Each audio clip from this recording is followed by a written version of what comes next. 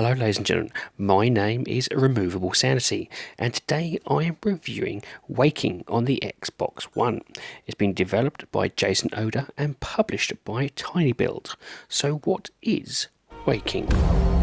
Waking is a third-person action and guided meditation game with an emotional adventure through your dying mind. You battle the forces of your oblivion by conjuring the memories of loved ones to fight aside you in your quest to live. Few games push true boundaries, and those that do are often too divisive for most gamers to appreciate. Waking, in no uncertain terms, is one such game trying to do that. This is a game that is specifically tailored to you, opening fully up about your own identity, and in doing so, maybe understanding yourself better because of it. The premise of the game is that whilst you are locked in the darkness of a coma, you begin to dream. In the recesses of your mind, voices start to beckon you towards the light and the void beyond. But another voice, more familiar, calls you back from the brink and tells you it's not your time. And this leads me on to the gameplay. You play as a faceless entity trapped within your unconscious mind of a bedridden patient whose mind has become a space for exploration and conflict. You need to rebuild your empty memory palace by clearing out various dungeons. The catch: this is your mind. When I say yours, I mean by playing the game, you make it as such. The game's first hour is pretty much a tutorial of how to play the game as you make your way to your memory palace whilst trying to understand the combat system. You will soon understand this is a game of two different worlds placed alongside each other. The first is a dungeon crawler experience with a mob of enemies to kill, bosses to conquer and puzzles to solve, all in a bid to repair the synapses in your brain, which in turn rebuilds who you are as a person. This is where I think the single-person developer has bitten off more than they can chew. I can see what they're trying to accomplish, however it doesn't fully work. You start off with no attack powers and must use a combination of telekinetic abilities and locked melee abilities to battle enemies. This may sound a bit complicated, and that is because it is.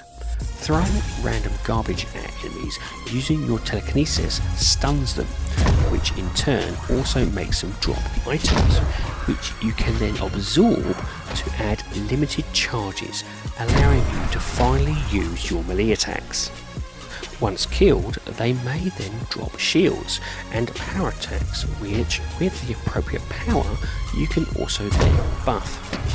Another item they drop is neurons, which are effectively the currency in this world and will be needed in quest objectives and activation of more powerful abilities. For me, this is an overly complicated combat system, which as you progress gets even more layered as new abilities and companions are added into the mix. That is not taking into account the enemies themselves then evolve to have defences to some of your abilities, like shields, which you'll need to have a workaround ability in order to get past. Another overly complicated task was switching between the various different sorts of attack powers, as they are mapped to one button, which can only be switched within the menu system. Being able to remap some of these would do wonders for the combat overall. Now this sounds like I didn't enjoy the combat. I did for a while, as the battles are fun trying to use specific tactics to ensure your enemy's demise. But after numerous hours of doing almost the same thing, it does start to grind a bit and dampen the experience. The second part, and for me the most intriguing and moving experience, is the therapy-like session of unlocking a memory. You are asked to close your eyes, it even prompts on screen and everything goes black, and then asked to listen to the soothing narrator as they take you back to a particular memory. Once done, you are then asked a series of deeply personal questions with a plethora of choices to answer from, and once completed, unlock said memory. These can be anything from your hometown, experience of people in said town, a childhood toy, a deceased family member, or even a beloved pet. The more open and honest you are, in turn, provides you with a deeper connection you have with the elements within the game. Your memory palace then starts to fill up with emotional provoking memories that belong solely to you, and in doing so better helps you understand who you are as a person. And that, well, is something very unique. I know of no other game that can make you reflect on your very being of whom you are, whilst giving you a visual representation of who you are. Particular facets of who you are, yes, there are games that prod those core elements, but the entirety of who you are? I can't think of any. One good aspect of the game is that you are not fully stuck to any particular path, as when you enter the Mindscape area, which essentially is a map, you soon find there is more than just a single route. Side quests, trials, stores and ability buff locations are dotted about for you to choose to play whenever you wish and at any given time. So what about the graphics? Well, for me the graphics was also a bit of a mixed bag when it came to its visuals. The general game look has almost a heavy grain filter layered on top, which takes away some of the more striking elements in the game's landscapes and enemy design. This can dampen some of the tones as the colour palette isn't greatly varied, which can in turn make things look a bit washed out, which is a shame as battles do take place in quite unique landscape locations, and because your attacks are made of light, the message light defeats dark wasn't lost on me. I did, however, really like the Celtic-like symbolism shown off in the enemies with animal heads, and if caught at the right angle, the truly otherworldly landscapes with floating debris can be striking.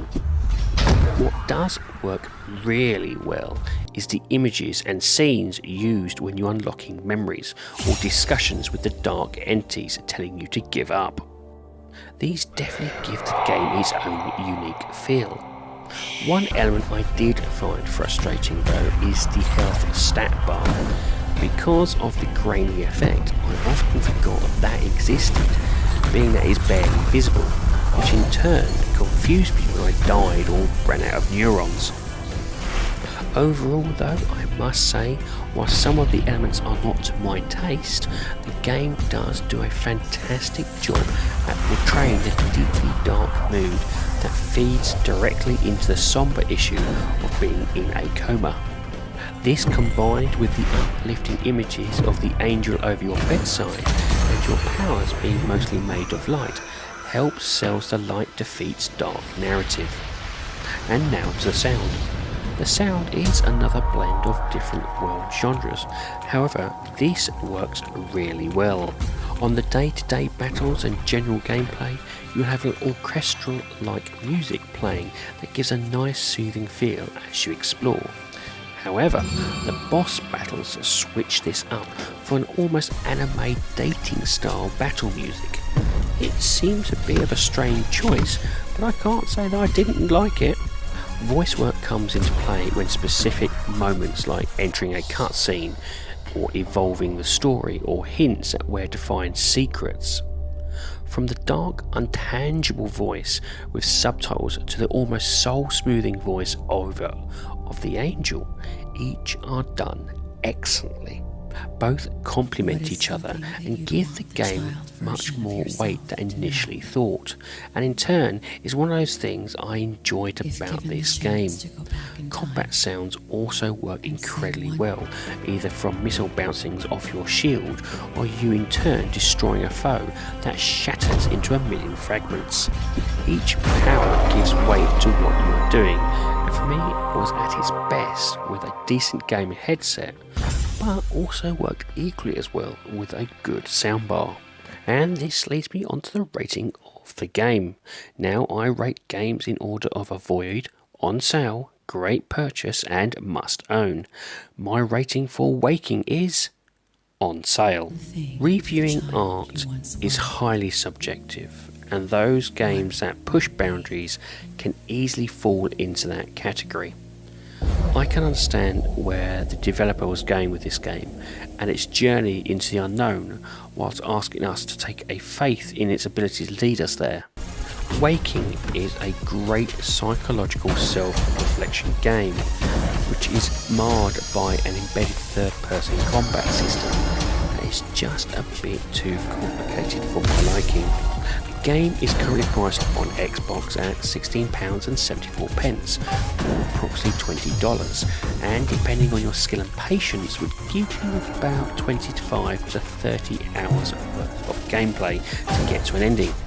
With the procedurally generated dungeons, a multitude of different side quests, trials and unlockables, this could easily net you another 10 or so hours.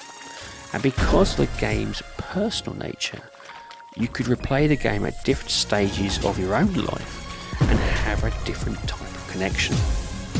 I like this game, and even after I had stopped playing, I find myself reflecting on the questions asked and my answers given, and in turn, what it says about me.